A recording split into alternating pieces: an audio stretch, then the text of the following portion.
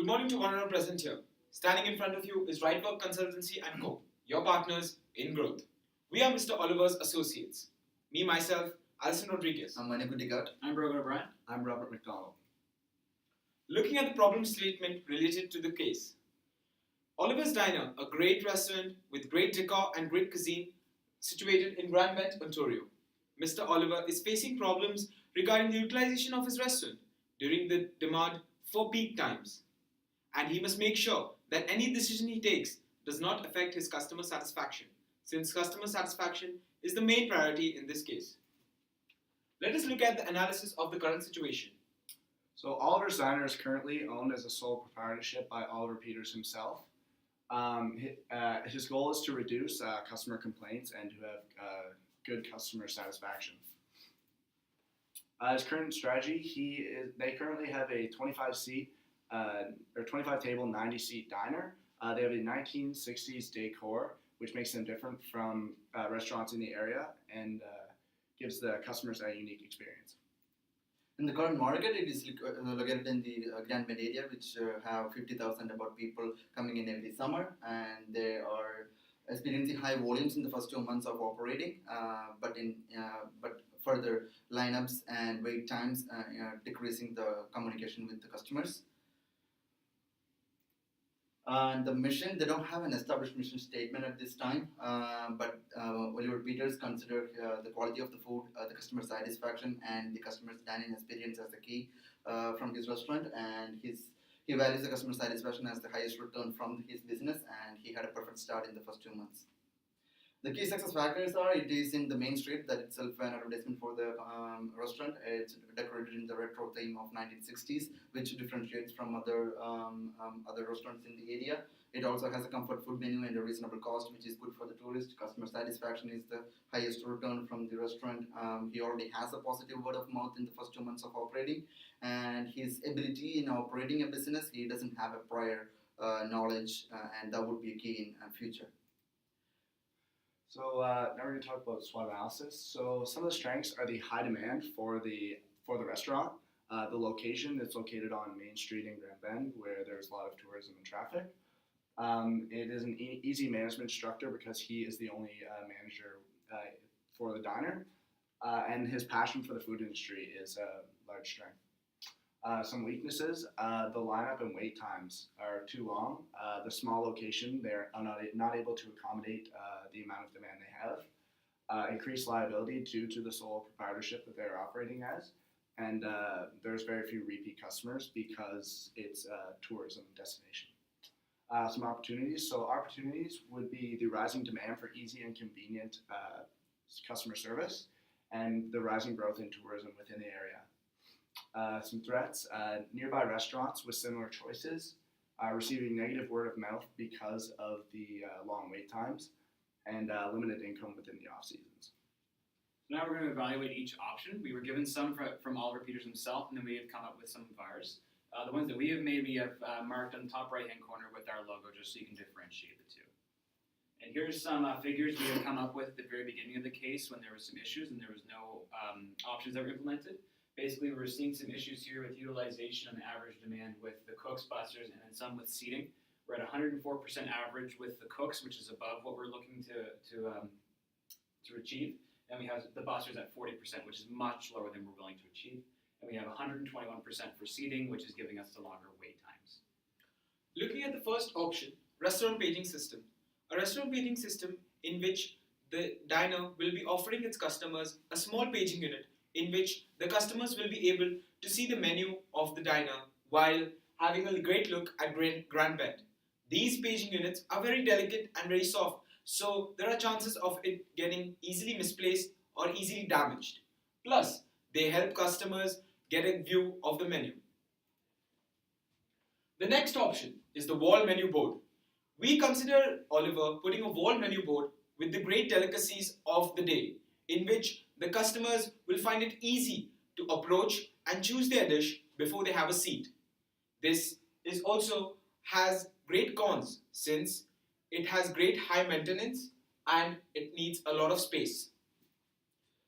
The third option will be the reservation policy, which is not yet opted.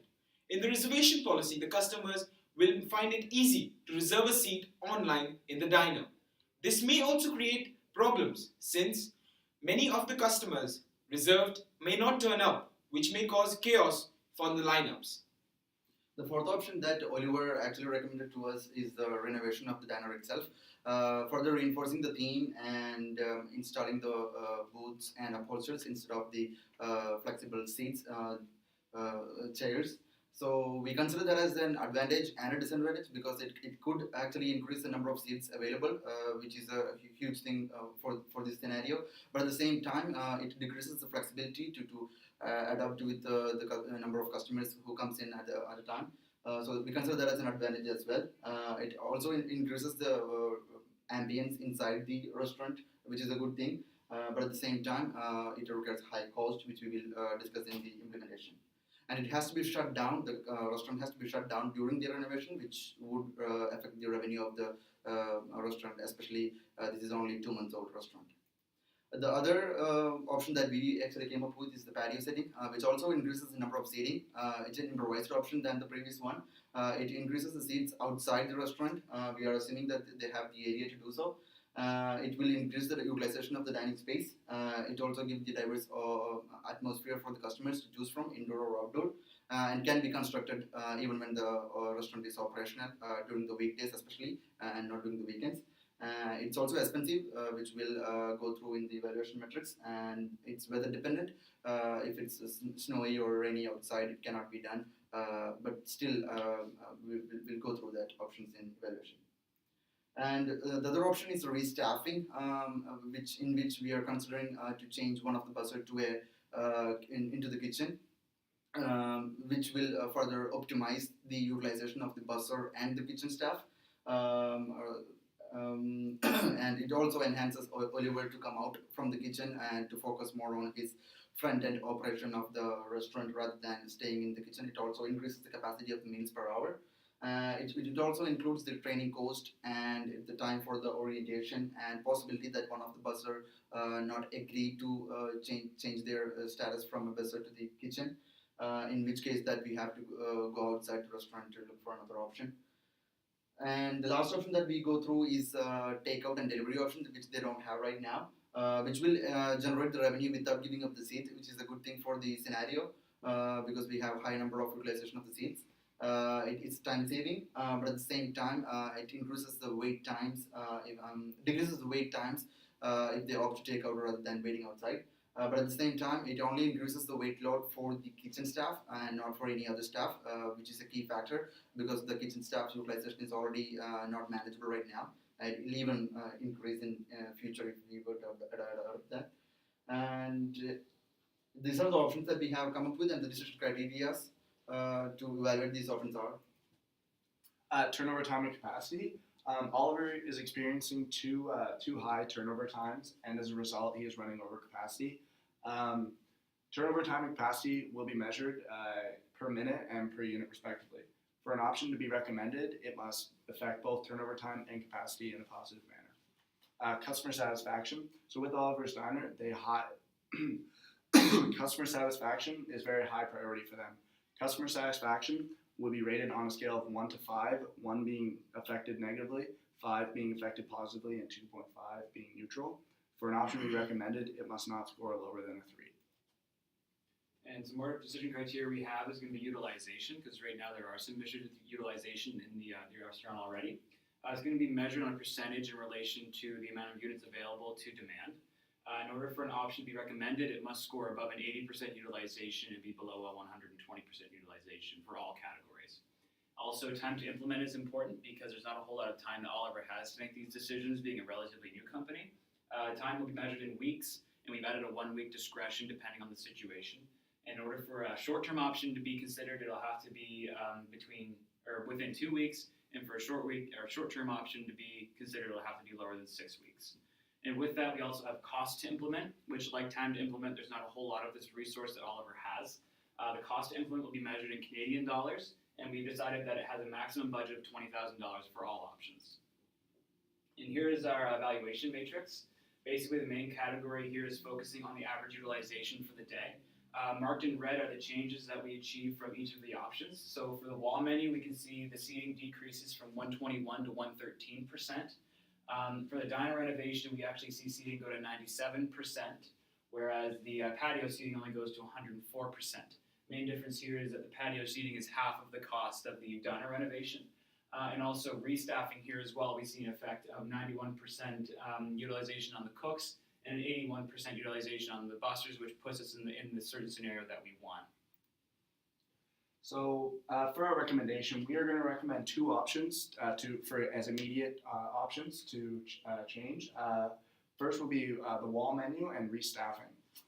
This will solve the immediate issue of wait times and table turnover times, because wall menu will allow customers to take a look at what we offer and maybe decide what they want to eat before actually going to the table. And with the restaffing, cooks will be less overworked, so they will be able to produce food faster. Our long-term option will be patio seating. This is only required in the summer months, which is their peak months. It provides 15 extra outdoor seats, and it will decrease average utilization of seating to 104%.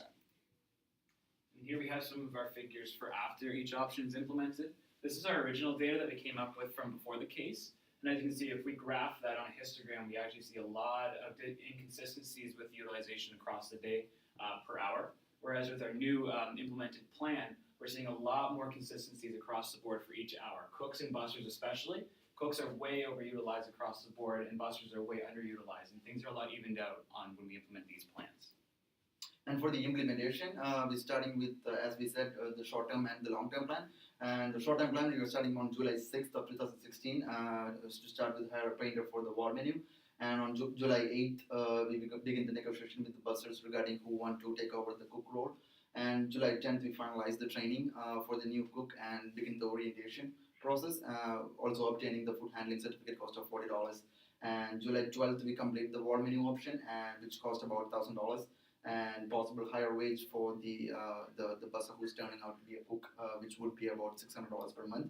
And the long-term option is July 6th, starting with the constructing plan of the patio, and July 10th, arrange a meeting with the contractor and to finalize the blueprint, and July 11th, arranging the permits which is required for the patio, property permit and the alcohol permits.